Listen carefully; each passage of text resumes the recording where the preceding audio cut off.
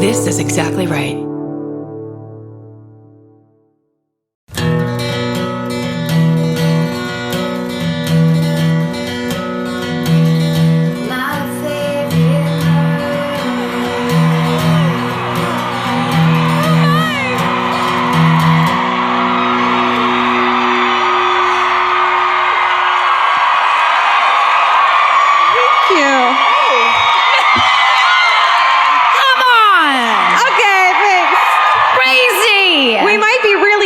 You guys, you don't know. Oh, hi, Milwaukee. Hi, Milwaukee. Right? Yeah. Holy shit. Wow. I just would like to say that we were not directly informed how large this theater was by our people. Nope. So just in casual conversation upstairs with the lovely people who work here, we were like, sorry, what's that again? How many seats did you say? How many seats? Oh my God, this is the most nervous. Like I'm shaking. Yeah. Why don't you? You can see. Oh, yeah. Oh, yeah. Oh, yeah. Yeah. You can tell I blew my own hair out, huh? You can see I'm shaking, and you can see my cuticles are still fucked up. Probably. Yeah, let's get a close look on this. Oh, no. That's cute. Have you ever been in one of those, you find a dressing room that actually shows you your own butt? Oh, Have there ever been 2,400 people there when you looked at it? Yes. Oh, actually. really? Yeah. Well, what store is that? We love this. We want to let you people in the second balcony know. That's right. Yeah. We're going to go through each area and have you shout for yourselves. So just wait. But first, it's haunted on that row. Yeah. We asked the lovely Sasha, who's like the manager here, and she's so wonderful, and I was like, is it haunted here? Which is like such a dick thing to ask someone, and she's like, It's like, really? Tell me everything. And so she was saying one night she was closing on stage alone in this entire fucking theater. Can you imagine? And she was like, okay, bye to the audience. Like, that's kind of her thing, which is adorable. And then she's like, then a woman walked by in the second row and left. She said dress, long blonde hair. Gray or blonde? Assuming blonde, but I'm sure it was white and wispy. Yeah. And what did she do? Halfway, she walked across and then turned and looked at her and then kept going. How's it going up there? Kind of cold? Does everyone cold all of a sudden? Freezing cold? Oh, no. It's just a fun start. Yeah. So let's turn all the lights off in here, everyone. Do you want to show everybody your outfit? Oh, just sure. do a quick walk across. Yeah. There it is. Look at that. Breezy. Easy to pack. Yeah. I know. Yeah. Let's see yours. Oh. Thank you. Thanks. Mine, it's not supposed to stick to me like this. You have a lot of static electricity in the air. I was hoping for more of a billowy, less clingy situation.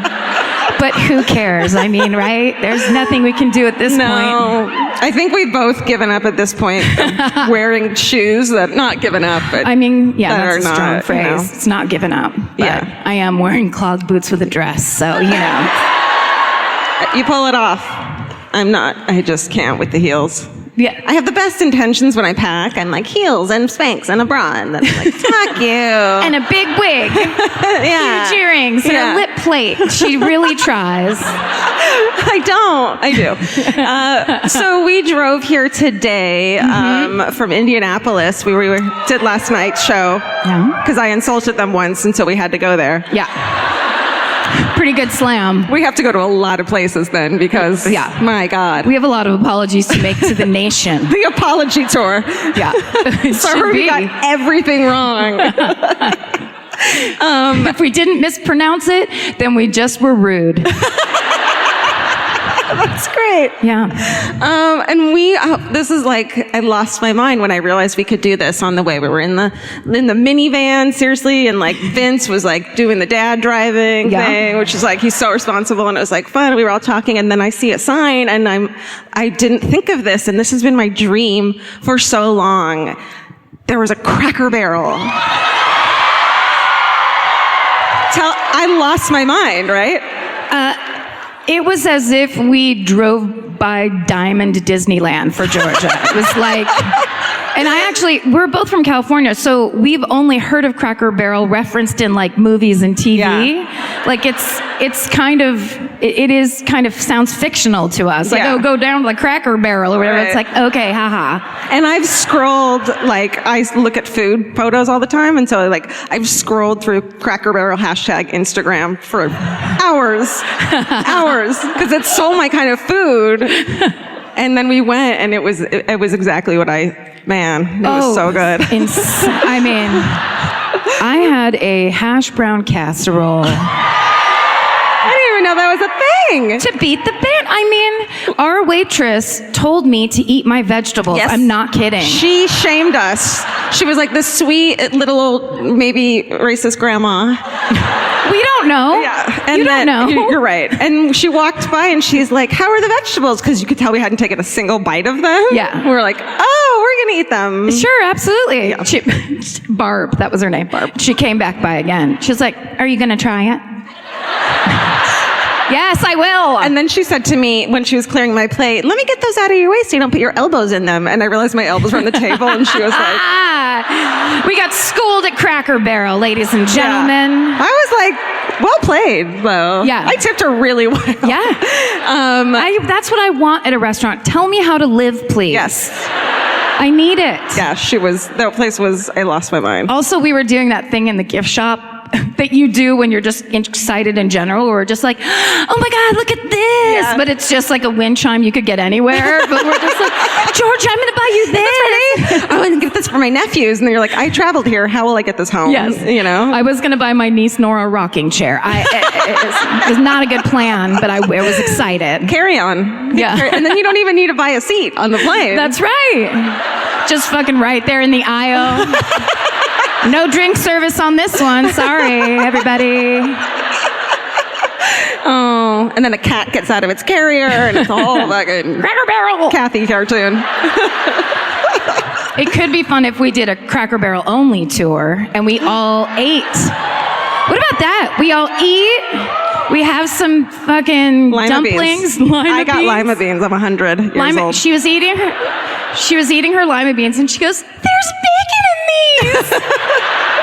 Like it was like the bacon was super cute. Because in California, they would tell you that because people are vegan, and so they wouldn't just not tell you. Yeah, you can't just. Bacon is never assumed in California ever. It's you gotta like declare a vegetable, and then they're just throwing bacon in. And you're like, it's good for you. You know how many fucking high school like I'm vegetarian now kids have like lost their mind there. Yeah, you know, like there's nothing I can eat on the menu. Like shut the fuck up. And their parents are like, pick the bacon out. Pick the bacon out. Eat around it. Eat around the bacon if you don't like it. You'll be done with this in 3 months. Pick it out. Yeah. That was good. Yeah. We also stopped at a travel oasis, which truly was an oasis. What a gorgeous idea you all had to build an Auntie Anne's pretzel store over a freeway. Thank you.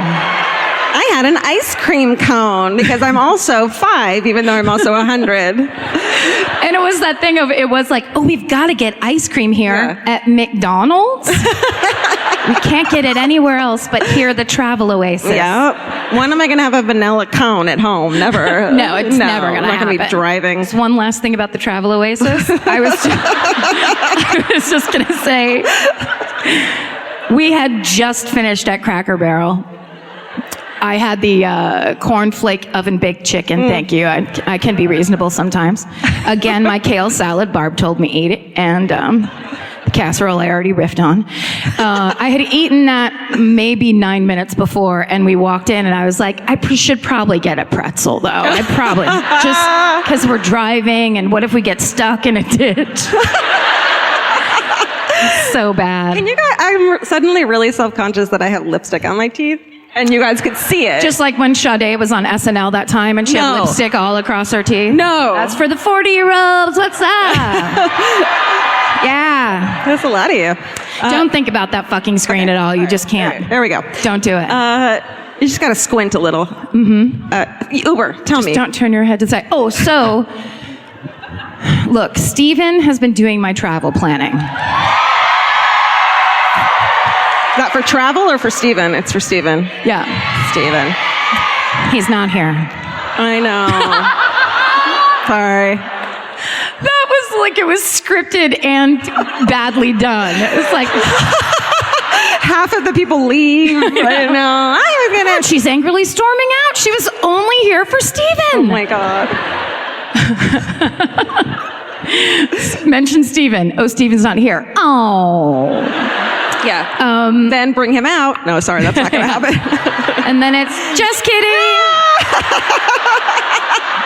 God, let's do that one time. Yeah, we have to. Oh my God. We have to. It's on our writer that we need a 6-foot black tablecloth so we can surprise people with whatever we want. God.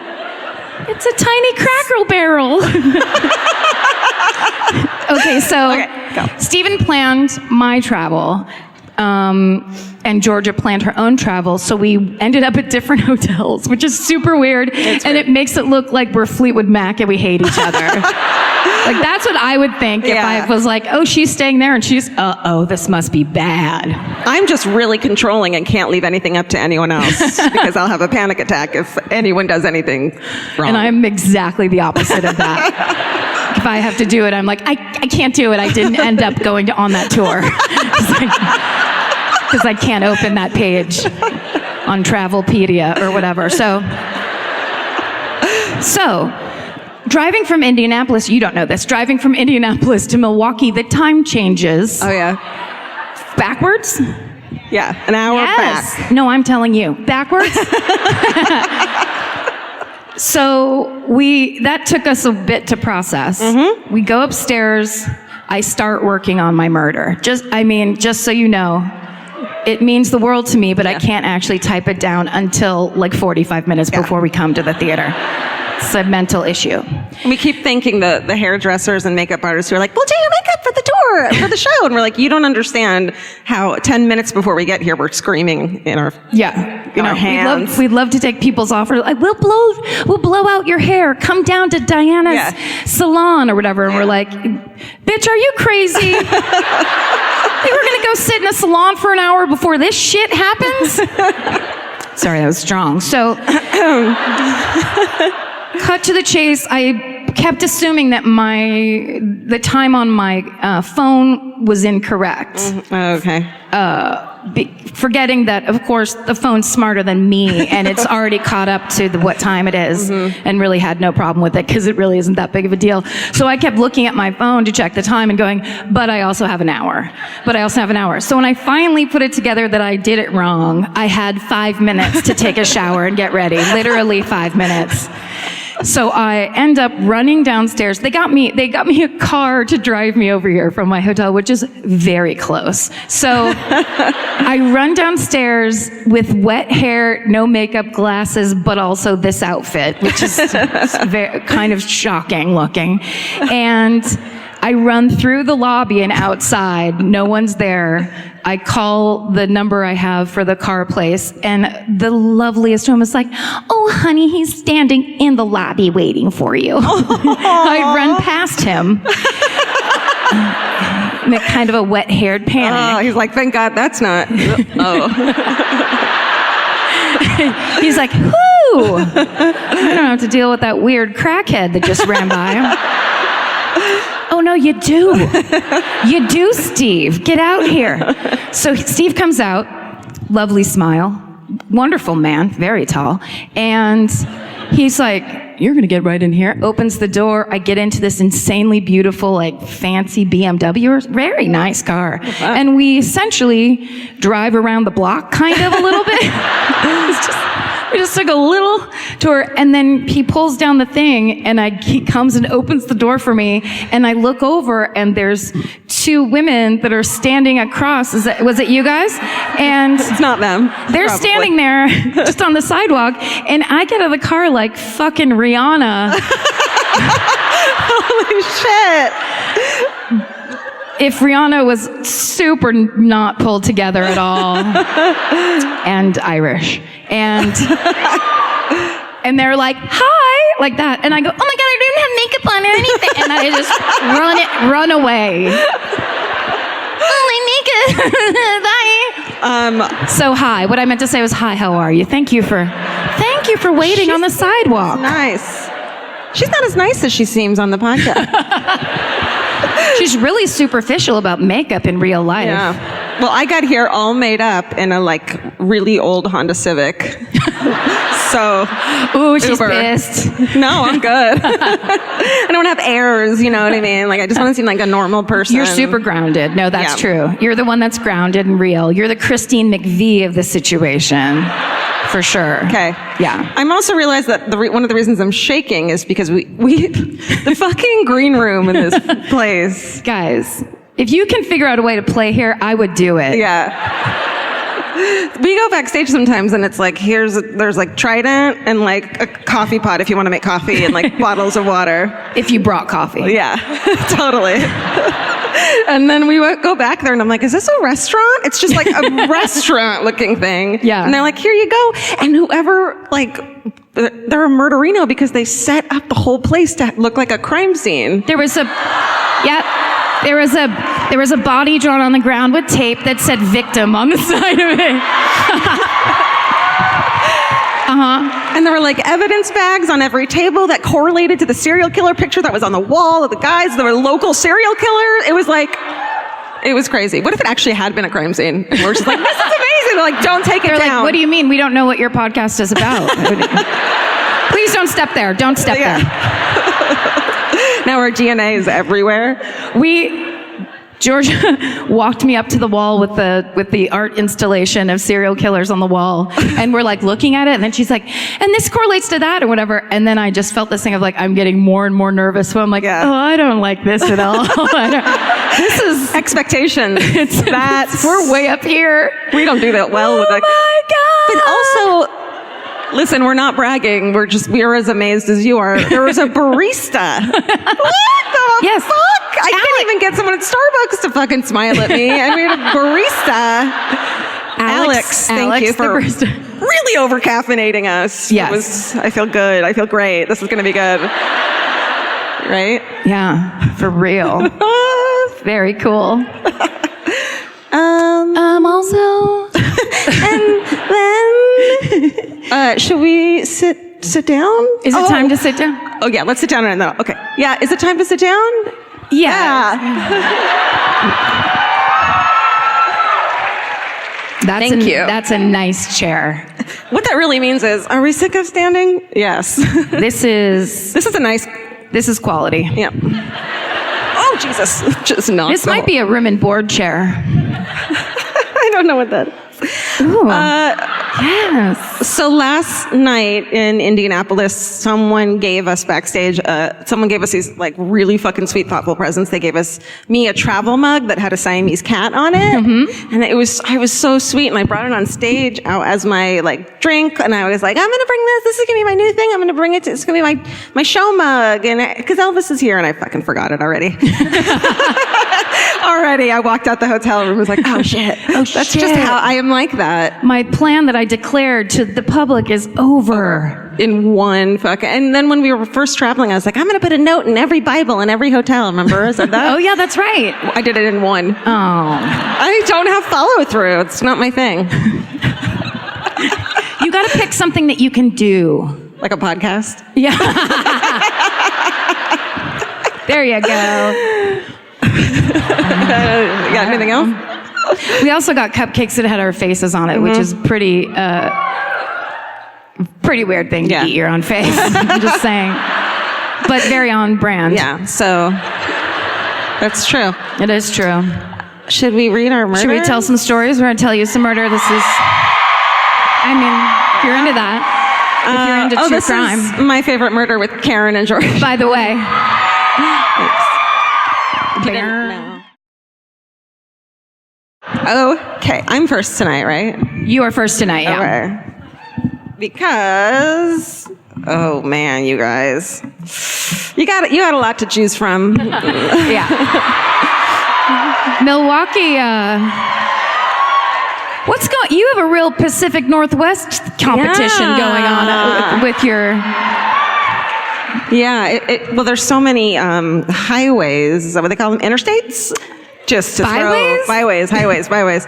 Just to us. We just kept, when we were driving, we were like, there's so many places. Vince was very fucking uncomfortable with this. There's just so many places to hide bodies off the road. Yeah. And you're like, yeah. Like, look over there. It's just a line of trees. You could just put a body in there. You would never find it. You know what tree you left it under. Unless you wanted them to be found, and then you could just put them right there. And Vince is like, yes. He's like,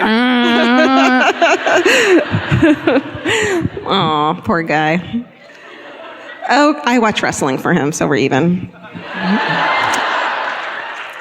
No. Okay, so the one I picked from you guys is David Spahn Bauer. Do you know him? Okay. There were some legit gasps in the front row, third balcony, just so you know. People were genuinely surprised up here. Yeah. I guess no one wants to cheer for him. No. Right? I wouldn't. It's kind of a bummer. Okay. Okay. So David Spahn Bauer, did you find this guy? Did you see this guy? No. Okay. Tell me all about him. I love true crime. Do you? Me too. Oh my God! That's crazy. David Spahn Bauer was born January 1941 to a Catholic family in Oshkosh. You point at me? Oh my God. Whoa. What? That's him as a child, actually. 1941, so he's like 2 or 3 there.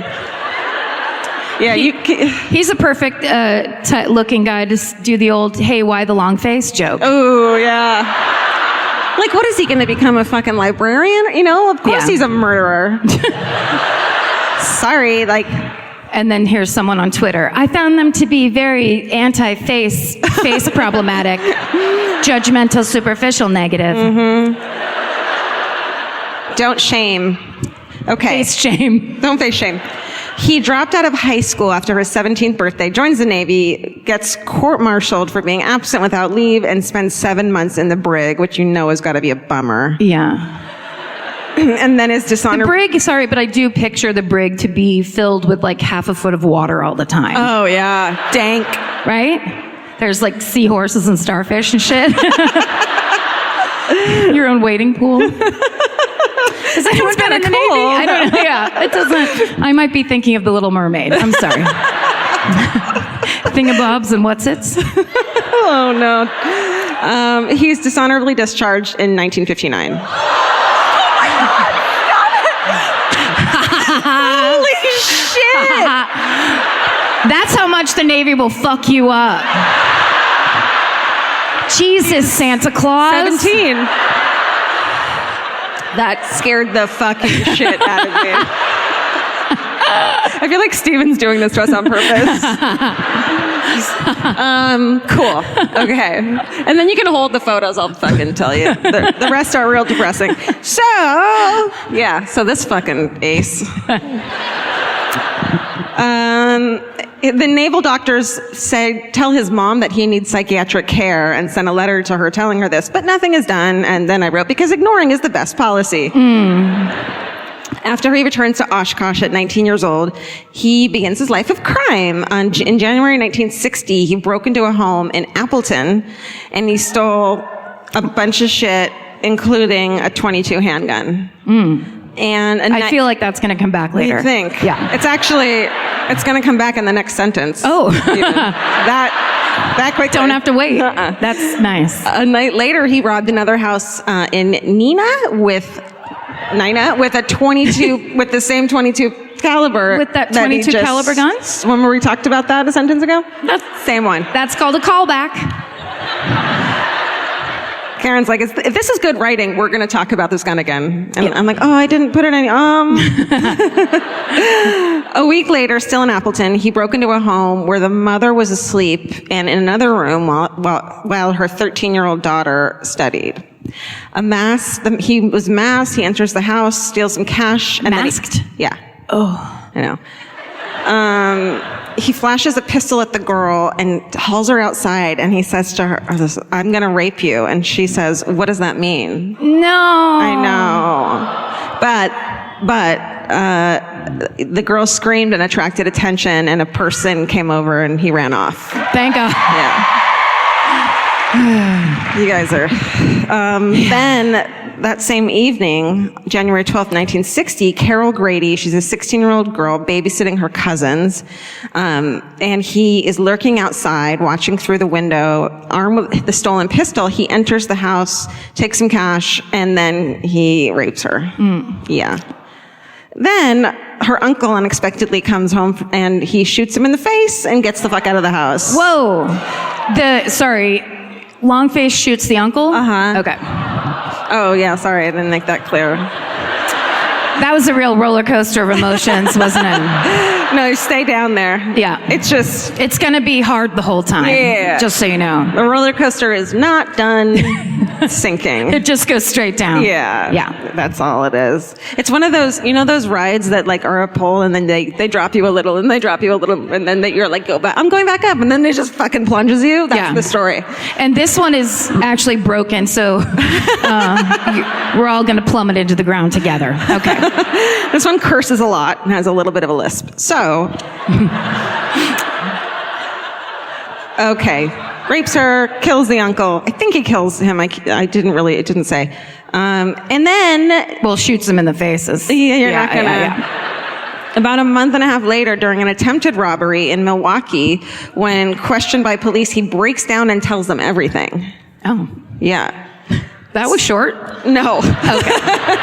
Yeah, and then he goes to prison forever like he's supposed to, and everyone is fine. Yeah. No. At the age of 19, Spahn Bauer is tried in a Wisconsin court. The judge labeled him as a sexual deviant and sentenced him to 70 years in prison. But in May 1972, after just 13 years in prison, he's paroled, and he has a tattoo of a devil on his forearm at that point, which is, yeah. That's kind of on the nose. Yeah. No, it's on the forearm. Oh.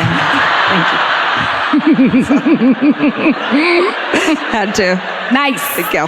Nice. That's what you do in a 2,400 seat theater. Yeah. So this is so fucked up. During the summer of 1972, it's a prison work release program, and they put them in city parks and beaches to work. Fun. Yeah, and it's in the middle of the fucking summer, and there's a bunch of college co-eds, and he tells a psychiatrist that he's having sexual frustration because of all the girls around, and it just is ignored. August 11th, 1972, he drove to Token Creek Park and picked up a hitchhiking 17-year-old waitress on Highway 51, brandishing a knife. He told her he was going to rape her, and when he was through with her, he would run her over with his car and toss her body in a ditch. She started crying. He started crying. What? It'd be great if then a picture came up of him crying. Oh. So he rapes her, but then he lets her go. And then she told police that the man had a tattoo of the devil on his forearm and ID'd him in a suspect lineup. But, okay. He insists that they had consensual sex, and he's found guilty for abduction and rape. And Assistant District Attorney John Burr asked for the maximum sentence of 50 years on top of what he would receive for violating his parole. But in a turn of events, you guys ready to rage cry? Stupid idiot Judge Richard Bardwell reasoned that the rape was much more mild than Spahn Bauer's previous rape. You're like, is there a photo up? Because no, this is, and I want to say it's the 1970s, but like, Yep. Okay. Yeah. This is, I usually just talk to you about this in a room alone. Yeah. So this is, okay. The one where he So he said the judge figured he was moving from being a very dangerous sex offender now to merely just dangerous. So there's been some improvement. This is a judge in a court, or is this a guy in a long black shirt back behind the gas station? Like, what the fuck kind of thinking? Especially after the lawyer is like, please give him the maximum. Yeah. My professional opinion is give him the maximum. Yeah. And he's like, you know what? I'm going to go ahead and Here's how I'm going to interpret the law. Right. Like a goddamn idiot. All right. Sorry. No, you're. So here's where it gets the most fucked up. So he receives a sentence of 18 years in prison on the new charges, but the judge allows the sentence to be served concurrently to his Brown County sentence, so he's released in 1991. Great. Perfect for everybody. Yep. He's just kind of dangerous now, so we're good. Yeah. Fresh out of prison, August 23rd, 1992, he kidnaps 10-year-old Ronelle Eichstead while she's riding her bike. You can put that photo up if you want to make everyone cry. Yeah. Her bicycle was found near her rural home in Fond du Lac County, and her body is found 6 weeks later in a cornfield ditch near Town Hill State Park near the river, Wisconsin River. Then on Labor Day, September 5th, 1922, 12-year-old Cora Jones was riding her bike on Sanders Road near her grandma's house in Dayton Township. So her body is found 5 days later. Then almost 2 years later, on the 4th of July, 1994, 24-year-old Miriam Storiha was riding her bike on a county road near Hartman Creek when a maroon Pontiac bangs into her bike and she crashes. He emerges from the car, and then another car comes down the road and he got the fuck out of there, which is good. And then he is fucking burglarizing and raping and just being just a piece of shit. His devil tattoo is just throbbing and lighting up red. Yeah. We've done it. So then on November 14th, 1994, Jared Argall went to his home in combined locks and discovered a man breaking into his house. He gave chase and tackled and wrestled Spahn Bauer into submission. And when the police arrived, they arrested him on burglary charges. Whoa. This guy fucking ran after him. What was his name again? Yeah, Gerald Argall. Nice. Yay. Jerry. This does end on I gave it a positive spin at the end, so right. it's okay. Yours is really funny too, right? So we're good. While in custody, police noticed the tools in his car matched the 2 home invasion rapes that had happened earlier that fall. The police kept their interrogations, and after 4 days, he confesses to kidnapping and killing the 2 little girls. And he is found guilty for first-degree intentional homicide in the Jones and Eichstead murders and guilty on all other counts and was given a total of 403 years. Oh, shit. Yeah. Finally. Yeah. So, and this was in the 90s, so it was like 25 years later. Yeah. So Carol Grady, who's the 16-year-old babysitter who had gotten raped way back in 1960, she hadn't known that he had been released from those charges against her. And when she saw the footage of this arrest for the murders, she got so fucking pissed off that she had never been notified that he even got out, that she campaigned for truth in sentencing and victim rights advocacy. Yeah. That's right. Yeah. So in May of 97, Carol Grady spearheaded a truth in sentencing proposal, and it means that felons would serve the time they are given, no early release. 20 years is 20 fucking years. The bill's passed. That's what it says in the bill. And 20 years is 20 motherfucking years. Yes. So the bills passed and encompass any, sexual assault, kidnapping, false imprisonment, incest, all forms of sexual exploitation or exposure of children. And so that passed in 97. And then fucking Spahn Bauer died in July of 2002 at Dodge Correctional Institution. Liver disease. Yeah. And So that's really a story about Carol Grady kicking ass. It is. That's awesome. What is the bra women are talking about? Why, it's the original True Body Bra by trueandco.com. Over 500,000 women have bought it and swear by it. It took over 6 years of collecting data from 7 million women to make this game-changing bra, and you won't believe how good it feels when you put it on. The buttery soft fabric smooths you out in all the right places. And you know what's game-changing? The best-selling True Body collection now comes in over 70 wire-free options.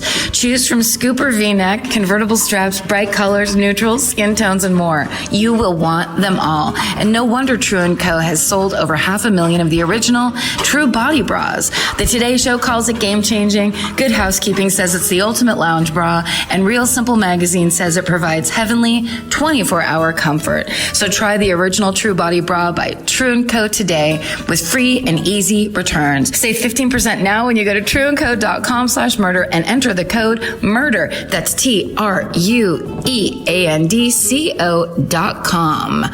Goodbye. Well, I'm going to take a left turn. Okay, good. I'm going to do Ed Gein.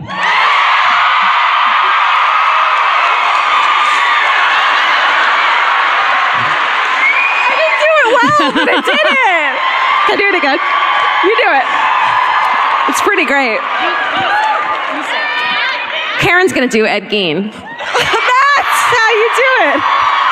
I was just like a fountain with a single. That's just like there's just a puddle. Yeah, we're gonna have to. We'll clean that up. We'll clean that up. Yeah. That's us. That's on us. Yeah. Actually, and here's what I need to say. Just from the get-go, I actually, if I was, like the real true crime people, would just be like, and this is true, it's actually pronounced Ed Gein. No. That's the correct pronunciation. No way. Yes, way. That's the correct pronunciation. But if I'd gone, I'm going to do Ed Gein, people would be like, what the fuck is she talking about?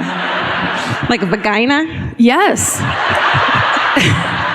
I can say that because he's a serial killer, and I have no filter.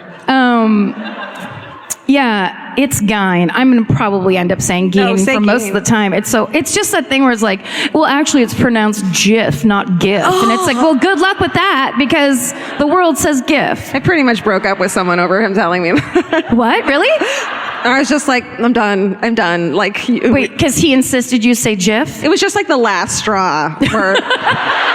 I was like telling him of a cute little GIF, and he's like, "It's actually whatever." And I was like, "Yeah, why did you tell me that?" It's just you just get out of a moving car. It's actually a GIF. Goodbye forever. Vince's death roll. Vince is backstage taking a note. Don't correct her on anything. Never mention GIFs around Georgia. All right. I realized because for a little while I was thinking I would do Dahmer, right? I mean, my friend Amy O'Neill, who's here tonight, she sent me the funniest picture. She said it was a text and a picture, and it was Ed Gein and Jeffrey Dahmer's faces in the shape of Wisconsin. Like they filled up the state, and then it just underneath it said, "Wisconsin, we eat people." And then her message was, if they still made this shirt, I would buy you this shirt. But when I was like 19, I bought an Ed Gein shirt, and it was just a white t-shirt with that big famous picture. I think actually you guys have it. It's the first Ed Gein picture. It was a picture just with that on the front of it. He just looks like a miner, like he's going down to the coal mines. Yeah, it's like, is this a Dorothea Lange photo or totally? Am I supposed to empathize with the working man or be totally disgusted by this guy? It's hard to say. It's hard to know. But I would walk around. I think I wore it one time, and then I was just like, I don't know if I can handle being this person. Like, I don't know if I want to be the Ed Gein conversation starter. Yeah. I was young then. I didn't know who I really was. So. You've changed, Karen. I've changed so much over the years. Now I'm 72. Edward Theodore Gein was born on August 26, 1906 in La Crosse, Wisconsin. Yeah, good job. Come on. His Father George was a timid alcoholic, while his mother, Augusta, was a puritanical lunatic. Oh. And together, so they canceled each other out, and they were great. And they had such a happy family. Aww. Yeah. He had an older brother named Henry, and he lived most of his life on a remote, isolated 155-acre farm in Plainfield, Wisconsin. Now, in 2012, Plainfield's population was 862. So back then it was 14. But do they have a Cracker Barrel? Because we are driving there tomorrow. Okay, so let's talk about his mother a little bit. She's very, kind of famous and well-known. Ed Gein's mother, he was super into her. Her name was Augusta Gein. She was a devout Lutheran who hated her drunken failure of a husband. She Look at her. looks so nice. No, look at the eyes. Look at the eyes. Oh my God. It looks like a Disneyland photo when they the eyes follow you when you walk by the roof. Haunted house photo. Yeah. Except that necklace is pretty fucking sweet. It does. It looks like a Halloween store 3D photo where when you start looking, it's like, oh no, it's a skeleton with fangs. Oh my God. Augusta. Look. Augusta, I have bad news about your son. Oh no, honey. Her eyes are on fire with the Lord. Oh. Man. I can't get over it. I found that picture and I was just like, I want to stare at this picture for the rest of my life. Haunted. She was positive she was what right. If Sasha came out and was like, that's the woman I saw. Look at me. That was the woman on the second floor. That was the ghost I saw. I love her. Oh my dude. Okay. So, devout Lutheran, hated her drunken failure of a husband, but she believed divorce was a sin. Oh. So instead of making her life better for herself, she decided to make it awful for everybody else. Happens. She became mired in misery and religious obsession, and she didn't want any outsiders influencing her boys. So after school, Henry and Ed had to come straight home, do their chores around the farm. They were not allowed to have friends or date, and their house never had electricity. Ooh. I don't know why that detail is the one that really put a chill down my spine. You know why? Just growing up in candlelight. Oh, it's gotta fuck you up. With Augusta's her? eyes, all like, let me read out of the Bible to you. So every room you pass look at it. by. Can you imagine at night you have to pee and you just have to pass by all these like dark rooms with a candle? It's dark in the daytime. Look at those windows. Yeah. Jesus H. Yeah. Oh, there was a gnarly basement in there too. Oh, they have like 3 sub-basements. Yeah.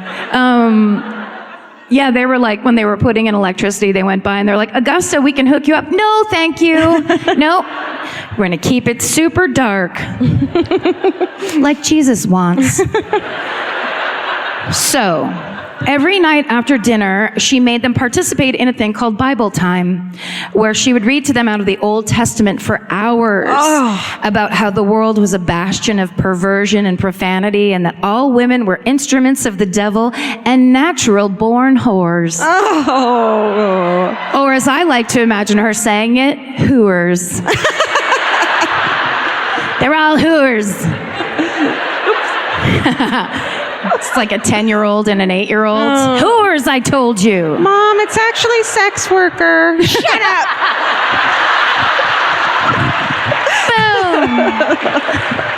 Boom. Mom, you're not supposed to say that.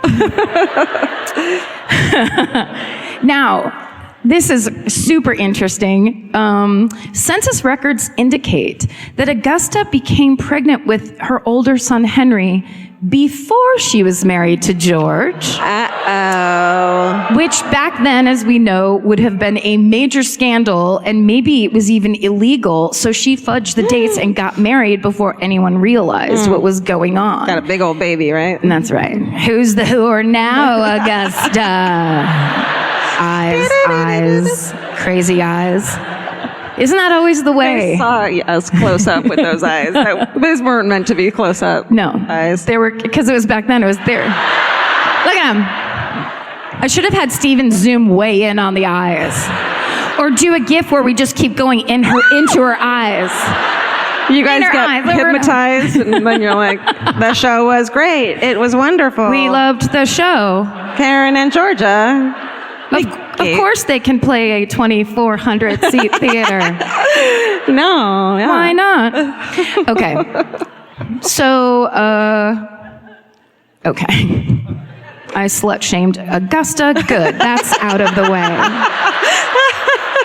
Little revenge on Augusta. So Ed himself was said to be, as a child, quiet, effeminate. He had odd mannerisms like laughing to himself in the middle of class for no reason. Ooh. I mean, it's like saying, please punch me at recess. Yeah. And he had a droopy eye, and the kids called him Milksop. Oh, what's that? I don't know, but it's so fucked up. Yeah. It's just so mean. No, yeah. It's like you're soaked in milk or something. Yeah. I don't know. It's a Wisconsin thing. I know. Yeah. They say it all the time. They say it all the time. They say it so much. Okay. So on April 1st, 1940, I wrote, Ed's booze bag dad died from booze. I got a little carried away while I was typing. And then I wrote, Augusta was like, yay! I can finally be myself. Eyes. So then to help earn money, the boys, who are now, closer to actual grown men, they started getting odd jobs around town, like chopping wood for neighbors and babysitting. That's odd. Yes, that's an odd job for Ed Gein. Odd job. Yeah. Ed Gein was a babysitter, which I thought would be an amazing fan fiction storyline for the Babysitters Club. If anybody wants to do that. Oh my, Stephen, write that down. Stephen. Write that down. Like, are you sure you want Ed to be in the club, Stacy? Yeah. Claudia, he took the babysitter's oath. He gets to be in the Babysitters Club. That's good. Yeah. That's a good one. I actually had to text my friend Julian McCullough, who's a comic, who actually did read all 35 books of the Babysitters Club when he was the son. And I was like, can you give me some Babysitter Club names so I can write this joke? Because he's going to listen to this and he's going to get real pissed off. Yeah, I would think so. Okay, anyway, now that his dad was dead, Ed could have his mother all to himself, which is what he wanted. He doted on her. He loved her. It was all about Ed and Augusta 24/7. And to the point where Henry was like, you guys. He was bumming out. He was starting to realize that maybe Bible time wasn't for him anymore. Like, he started dating a divorcee who had kids in town, and he was like saying to Ed, like, what are you doing? This is weird. So then on May 16th, 1944, while Ed and Henry were burning some brush on the property, the fire that they started to, I guess, do some kind of a back burn, or I don't know, a farm burn, the fire got out of control. So Ed ran to the sheriff and he was like, we need help to put this fire out. And they get back to the fire and the fire's out, but now no one can find Henry. And so when the sheriff asked, did you go check up at the house to see if Henry went back home? Ed just didn't say anything. And so then they said, well, maybe we should search the property to see if he's still here on the farm. And so then Ed just led them directly to Henry's dead body. Which Holy was shit. Which was out where the fire was. But interestingly, he was face down on the ground, and he was in a patch of scorched earth, but his clothes were not burnt in any way. They, of course, didn't suspect foul play, and the doctor said he died of asphyxiation, and so sorry to you, the Geins. Bye-bye. We'll send a casserole over. So at Henry's funeral, Ed Gein was reported to have been saying things to people like, Henry would have been a great disappointment if he had lived. Oh my God! Like, play a fucking role for a minute, dude.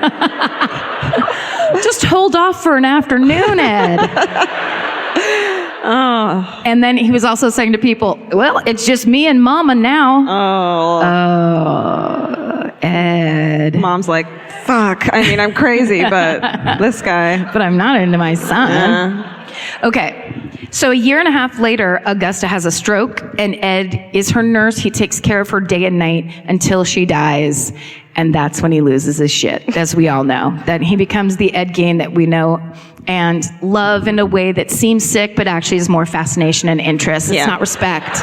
Yeah. We don't want to have dinner with him. Yeah. We know he's a bad person. Doesn't make us bad people. Yeah. We don't love serial killers. No, Mom. that's crazy. Coworkers. Mom. We don't. Friends. Good friends who should understand me better. Yeah. Okay. Like, you're allowed to have Babysitters Club, but I can't have murder? That's perverted. You know I don't what say mean? anything to you. Yeah. Except in front of 2,400 people.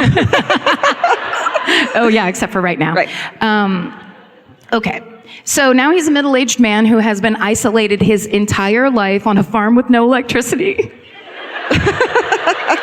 And everything was fine? And everything turned out fine.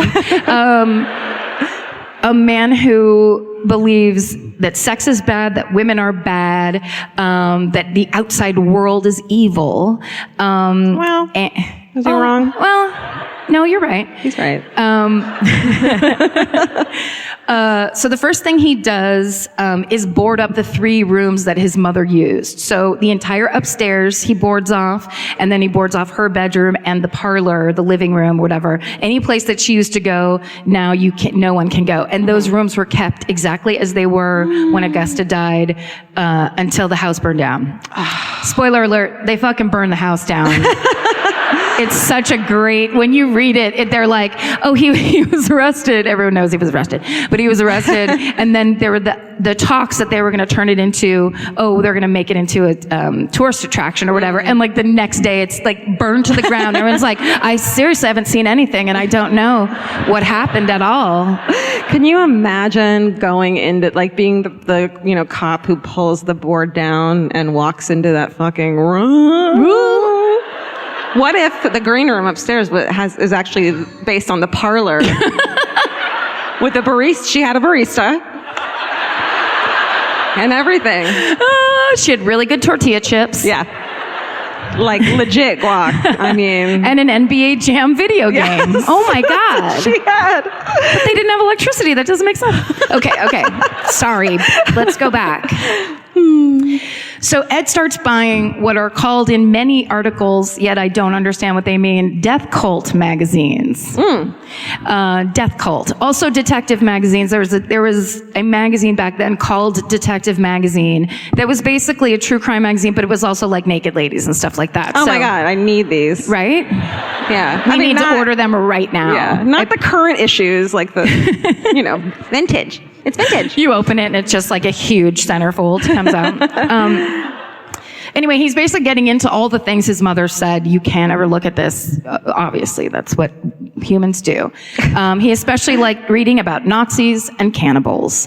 One night, around this time, his neighbors invite him over to dinner because the mom of that family was like, I just worry about that Ed Gein sitting up in that farmhouse all by himself. Yeah.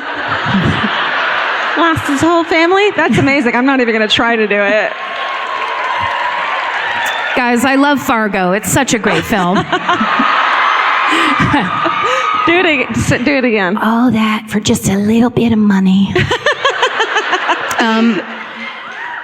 So they invite Ed over for dinner. Well, it goes as you would imagine because Ed's never been around people or electricity. And they had also invited a female relative to be at the dinner, which apparently Ed just stared at her like he was, some say, undressing her with his eyes. Some would argue he was doing other things, like skinning her with his eyes. Needless to say, the dinner ended relatively soon, and a couple nights later, the young boy in the family wakes up. He's being held in a chokehold, and this intruder is whispering in his ear, asking where this female relative is right now. And the little boy tells his family, I think it was Ed Gein. And then they're like, oh, wow. And they never tell the police. What? They don't want to be rude. Don't make a fuss. Oh my God. He's, look, he's our neighbor. Wow. I don't know, it's just coming through me now. I'm channeling it. I didn't know. It might be the ghost. It's the ghost. What if it's the ghost? Aww. The ghost had a really strong accent. Okay. Other neighbors report that they see Ed Gein just straight up peeping Tomming right in their window. He's straight up peeping Tomming all over town. So he's not doing well with the socializing. So then, in 1954, a tavern owner named Mary Hogan disappears. The police find blood on the barroom floor, and they suspect foul play, but the case goes cold. And later on, when Ed overhears some locals talking about Mary's disappearance, he says, oh, she's not missing. She's at my farmhouse right now. And he like, what the fuck? But instead, they're like, Ed, you fucking nut. Get out of here. The old milksop over here. Oh, the milksop. Him and his jokes. Milksop. Okay. So then 3 years later, on November 8th, 1957, a woman named Bernice Warden disappears. She owned the local hardware store, and this hardware store had been closed all day, which was unusual, but most people in town thought maybe it was because it was the first day of deer hunting season. For real, they're like, oh, Bernice. It's a holiday. She loves to get a good 10-point buck and then come on back to the... But her son, Frank, who was also the deputy sheriff, when he can't get a hold of her, he goes to the hardware store. He finds the cash register is open and there's blood on the floor. And when he looks at the receipt book, the last thing that happened in that store was a bottle of antifreeze was sold to Ed Gein. Holy shit. Yeah. So... a little while later, they find him at the grocery store and they arrest him. And then they go out to the Gein farm. And there in a shed next to the house, they find Bernice Warden's decapitated body. And it is hung upside down and dressed out like you would a hunted deer. Holy shit. Mistakenly, yes. You did not look clicked at on this. that fucking picture. Are you fucking kidding me? It is. Don't put it. Don't no, look no, up no. there. You look up like you're like, and you look how everybody. horrible. Merry fucking Christmas. It's the worst. It's very, very, very upsetting. I don't recommend accidentally looking at it in your hotel room while you're by yourself. Wow, I feel like lightheaded. Yeah. Really? Then you might want to lay on the ground because I have some stuff to tell you. I have some bad news. That's not it? Yeah. Apparently, so what Ed Gein did, he went into that hardware store, he took a .22 rifle off the shelf and shot her with the rifle from her own store. So when they searched the house, I'm just going to read you a list of what the authorities found. I thought that would be fun for everybody. Everyone sit back. Let's hear it. They find there's a pot of water on the stove, and inside it is her heart. That's just walking in the door, friends. There's a wastebasket made of human skin. There's human skin covering several chair seats. There are skulls on his bedposts. Holy fuck. There are skulls sitting around with the tops sawn off. There are bowls that are made of skulls. He just did skulls every way you could. He really liked bowls, I guess. He was... I mean, I guess what else are you going to do with a fucking skull? That's right. Yeah. A candle holder, maybe? Yeah, maybe. I don't know. You stick like mail in the eye socket. We're being insensitive now. We're being that's just simply incorrect. He made a corset from a female torso skin from the shoulders to the waist. He made leggings from human leg skin. No! He just pictured that in... Yeah. Well, turn that picture thing off because he made masks from the skin of female faces, heads. What the fuck? He had Mary Hogan's face mask in a paper bag. He had her skull in a box. He had Bernice Warden's entire head in a burlap sack. And then he had 9 vulvae in a shoebox. Oh my God. Yeah. That's the outer pussy, everybody, if you don't. I feel like there's people that don't know. Don't you think there's a couple people that are like, what is that, the elbow skin or whatever?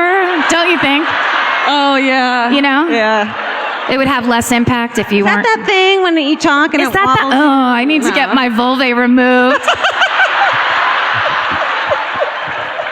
Oh Stop my it. God. Someone brought their dad, I bet. I know, Jesus. There's definitely at least one person that was to their friend like, you have to come. I know you've never heard it before, but you're going to love it. Yeah. Last night, a girl whispered in my ear and she was leaving, I'm on a Tinder date right now. I was like, yes, you're not going on a second one, honey. That's a special section of Tinder. Yeah. Of course, there's the belt made from female nipples, the famous. We actually had a lovely fan murderino send us a crocheted version of that belt. Which I forgot to put on Instagram, but yes. It is gorgeous. It made me laugh. When I realized what it was, I laughed so fucking hard alone. I scared the cats. I was alone. Yeah. Because when we opened it, it was like this, we were like, what's this, a cat toy? And we were kind of like, what's this? I guess it's nice colors or whatever. But we were kind of just like that. And then I went to take a photo of it after they left, just to send them. Like, I still don't know what this is. And then I looked through my lens and I was like, oh my God. And then I started laughing. I was like, we have the best listeners. Fucking This American Life doesn't get shit like that. Right?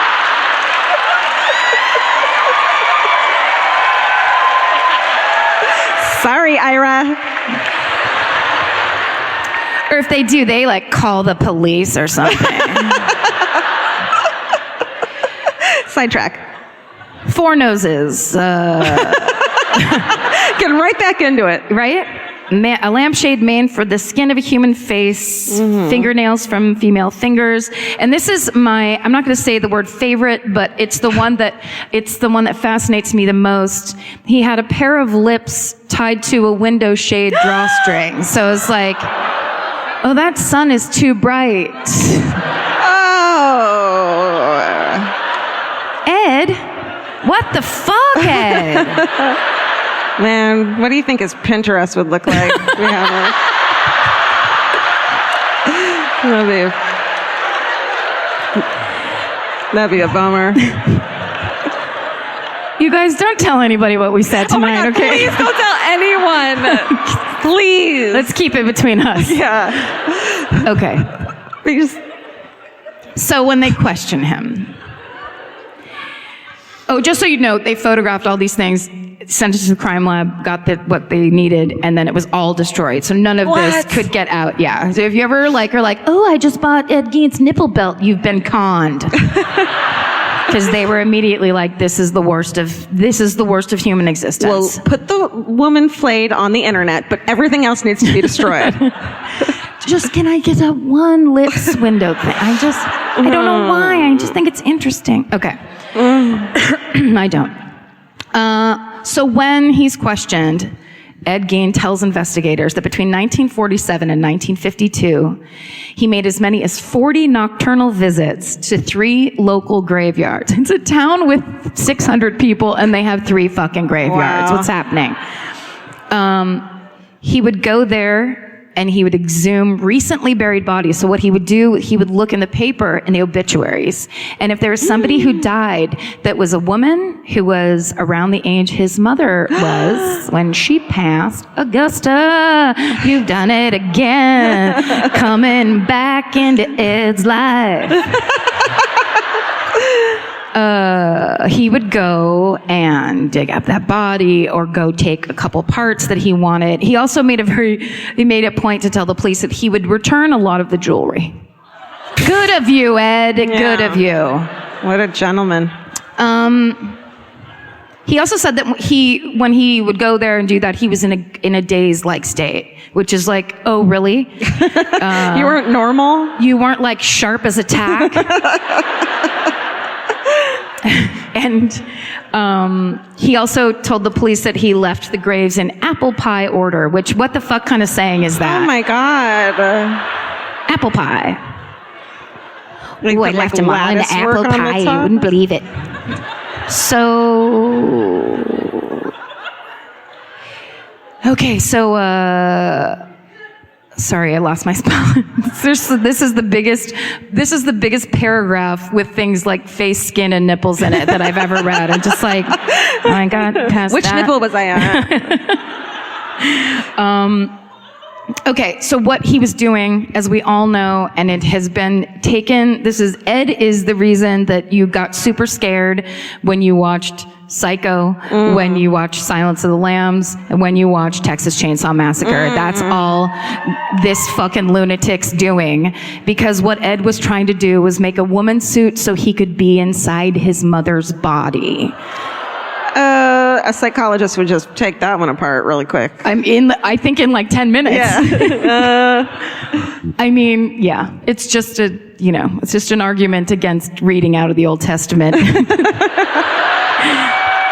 Straight into your child's face with no lights on and not letting him have friends or sex or anything, obviously. Let your child have sex. If we have one message to leave you with tonight, Jesus. Oh, that was the night that they got arrested. Seriously. Just for speaking. We knew it should end on a green room like that, though. And we'd really go out on top. Yeah. So basically, he would put this lady suit on and put the face on his face, go into the backyard. He had like an incantation dance he would do under the moonlight. He was fucking nuts and all alone, way out in the country. When the cops asked him if he had sex with any of these dead bodies, he said, no, they smelled too bad. Oh. So They're like, I'm sorry, you fuckface. You can... Suddenly you have standards. Okay. Yeah. All right. And then in that interrogation, he admitted to killing Mary Hogan, the tavern owner, because he was in the tavern and he heard her talking and he thought she had a foul mouth and that she didn't deserve to live. Oh shit, he made us. Yeah. So we'd be dead. Yeah, would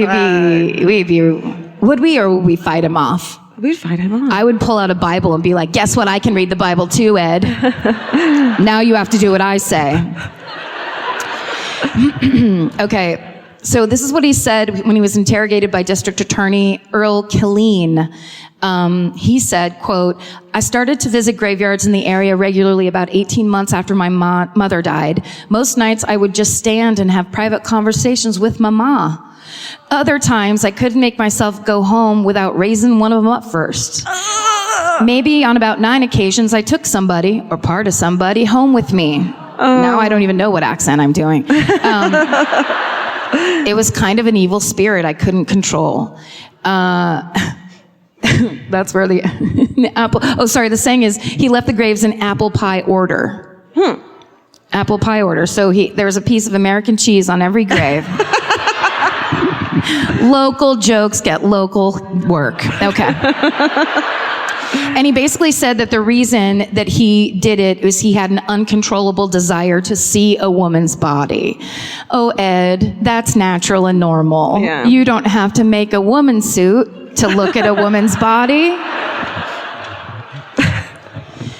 All right. So this is the sad part, is the Washara County Sheriff, Art Schley, is the sheriff who was handling the case, and he was the one that interrogated Ed Gein. And so when Ed Gein was when they had all this evidence and he was telling them all these terrible things, and he was just confessing all of it very directly, Archley took Ed Gein's head and bashed it into a brick wall. Whoa. I mean, you know. Yeah. Yeah. That sounds about like the right reaction. What else are you supposed to fucking do?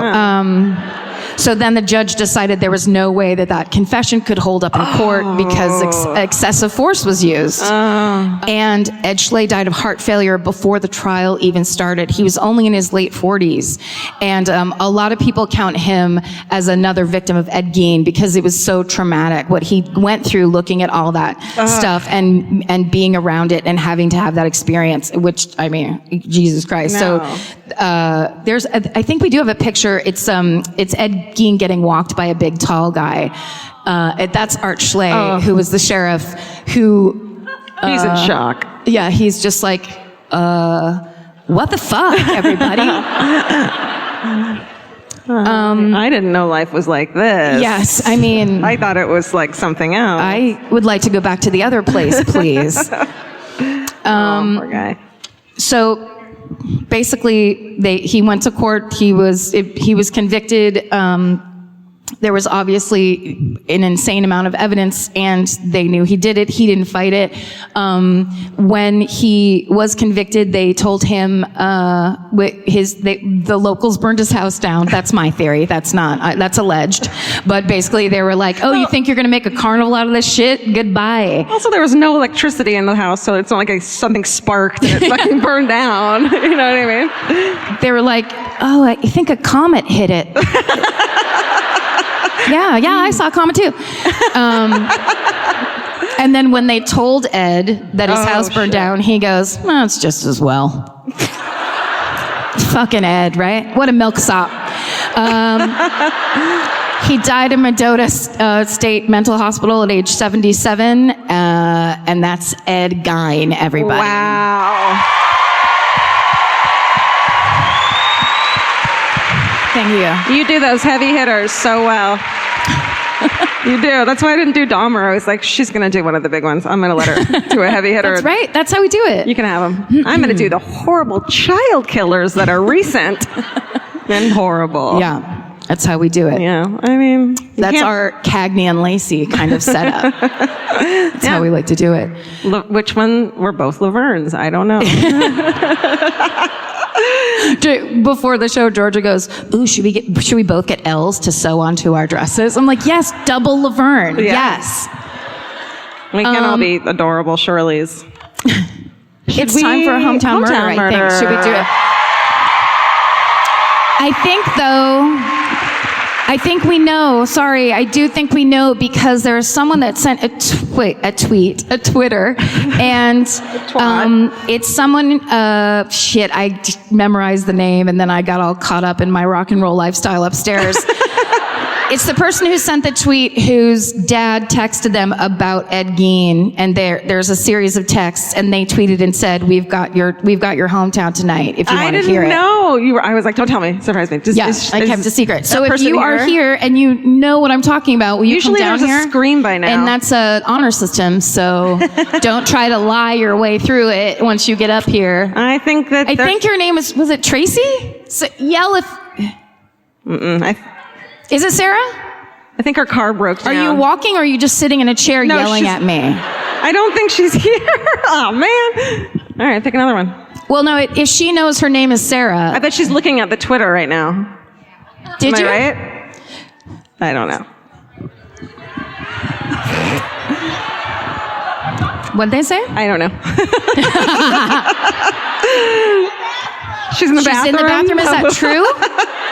What a nightmare. Okay, don't say, wait, before she gets back. Wait, we have to do a trick on her before she gets back. I can't think of what it is. You go sit in her seat. Okay. Where is it? Oh my God. Don't let him touch you, Karen. Jesus, help me. Is she really doing it? Where is it? Right here? Is this her seat? Where is it? Are you fucking kidding? It's real? Oh my God, I thought you guys were making a joke. Can I slide in that? I'm not going that way. I'm going to have to put my butt in front of everybody's face. Yeah, I'll go this way. Karen, I'm up here alone. Oh, sorry, I forgot. I'm gonna go too. Oh my George, gosh. do a type 5. Oh, is that you? Shit, I was gonna do a trick on you. Come with me. Oh, wait, is there a way? Sasha. Oh my God. Can I get a microphone? Oh, our seat. Oh, we're still doing the trick. Georgia left. No, I'm right here getting a microphone. Where did everyone go? Georgia, you can never leave the stage. I feel like I'm having a nightmare. Is that her? I'm pretty sure I didn't. Sarah, get over here right now or you are in serious trouble. Oh, she's getting her phone. She's getting her phone. You don't need her phone. Right? Okay, grab my hand. Grab my hand. Yeah. Are you going to walk us to the stage? How do we get up there fast? Well, I can tell you that this was horrible. I don't care if you had to pee, Sarah. If you're at a professional show, you stay in your seat the entire time.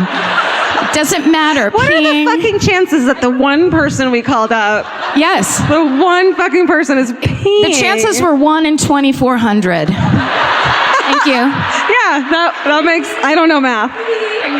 It's like one sip of beer less, and she would have not had to go through all of this, and neither would I have. Here, I have it, Karen. Karen, I have it. I have it. Okay. Can I Come on, scream into the look at mic? there she is. Oh my God. Oh my goodness, no, I'm shaking. She's in the bathroom. Come here. Sorry, I really had to pee. Come. Okay. Sorry. Are you seem so chill about all No, of this. I'm very scared. Are you good. scared? Let's talk about. You should Let's be. talk I about. already peed. You're shaking, right? It's freaky as hell. Yeah, I kind of like that I can't see anybody. I know, isn't that good? It's best. It's good. For the Wait, best. where are you from? From Milwaukee, from Wauwatosa. Milwaukee. Born and raised. Local. Yes. What street do you live on? I'm not gonna say. Good call. Because I don't want to get murdered. That's right. That was a test. Yes.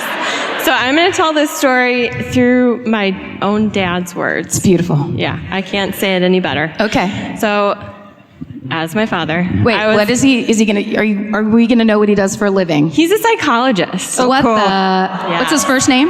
Steve. Steve. Okay. Steve is a psychologist. Great. And as a college student, before he married my mother. What's her name? Sandy. Steve and Sandy. Steve and Sandy. Oh, Steve and Sandy got Yes. married in Milwaukee. Yes. Yeah. Right He out of did. college, or Yeah. Right out of college. right out of college? In Madison. No. Yep. Yep. Yep. They did. So my dad says, I was a volunteer at Mendota Mental Health, working with kids. You guys go there? Tuesdays and Thursdays. Yeah. Love it. Twice a week. The nurses brought in Halloween costumes, and we took the kids trick-or-treating to the other units. What? was- Hold on. Yeah. Get him on the phone right now. What? Said I could call him. Are you serious? Yeah. Get him on the phone. I can. Oh my God. Do you want me to keep reading it so you know the background? Yeah, you want to tell it and then Yeah, we'll call read him it. after? Yeah. Okay, because Yeah. that's... Okay, we'll ask he's him good about at it. writing, That's yeah. insane. We'll have He questions. said it was a weird year because someone poisoned Tylenol in Chicago. Ooh. It was 1982. Yes. What? Yes. Yes. So people were scared and kids were not trick-or-treating. Oh, so take But him to we the could mental go. hospital. It was the kids from the mental hospital. Wait, what? Yeah. Okay. Yeah. Okay. Yeah. So nurses on the other units had candy and patients would give our kids treats. Oh, On I get some units, it was too dangerous and they would slip the candy through a security slot in the door. Oh my God, those children are like, I'm Not worse shitting now. Those kids. But we went on the gerontology psych unit, old people. I feel like this, they're like it's scared straight kind of. Right. Yeah. Kids. That was safe, and old people gave the kids Reese's Cups. We were waiting for all the old people who wanted to come give away some candy, and a nurse asked, Eddie, do you want to give the kids some candy? And I turned around, Sorry. and there he was. What? He did not want to hand out any candy. We said a quick hi to each other, and he asked if we would be gone soon. I said, yeah, and that was it. So kids all over the country couldn't trick-or-treat because it wasn't safe. But my kids trick-or-treated to a cannibalistic necrophile and were safe as can be. Strange world. my God. That was all in that, all those texts? Oh, yeah. Yeah. Can we get him on the phone real quick? Yeah. Oh, no. Because that was a gorgeously written series of texts. Okay. Dad cell, it says. Huh. Yeah, he better answer. He better. It's on you. Should I put him on speakerphone? Yes, you should. Oh, no.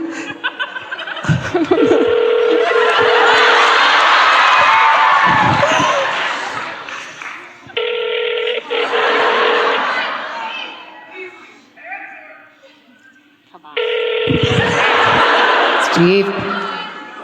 Steven. He's in the bathroom. Run, look at this. Let's all talk to him.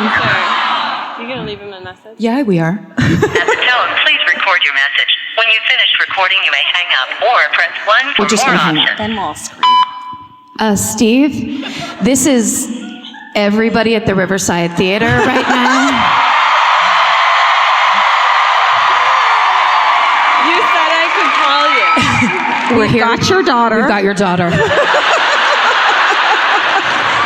And we're having a great old time. Bye. Thank you. That was all.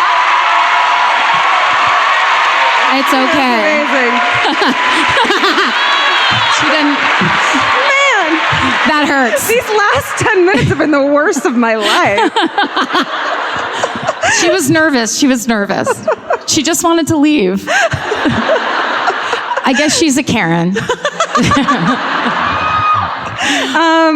Vince said to me, "I'm going to give you a tip for if you're losing the crowd. I'll give you a baseball tip for a Green Bay baseball tip. Oh. To tell them so they'll get back with you." Yeah.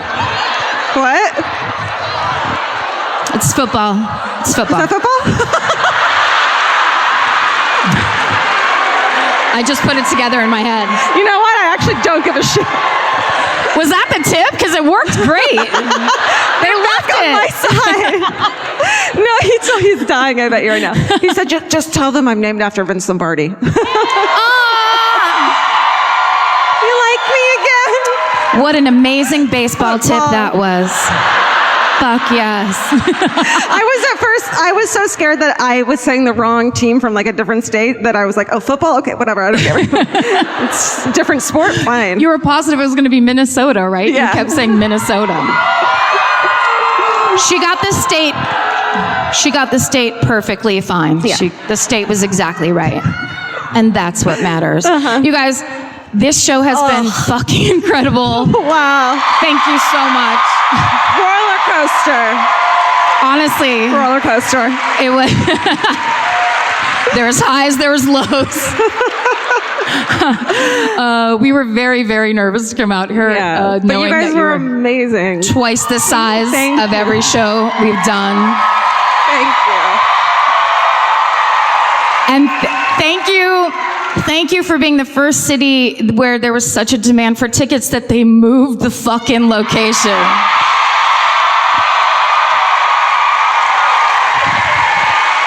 I mean, I guess the only thing we have to say to that is stay sexy. And don't get Thank you. Bye.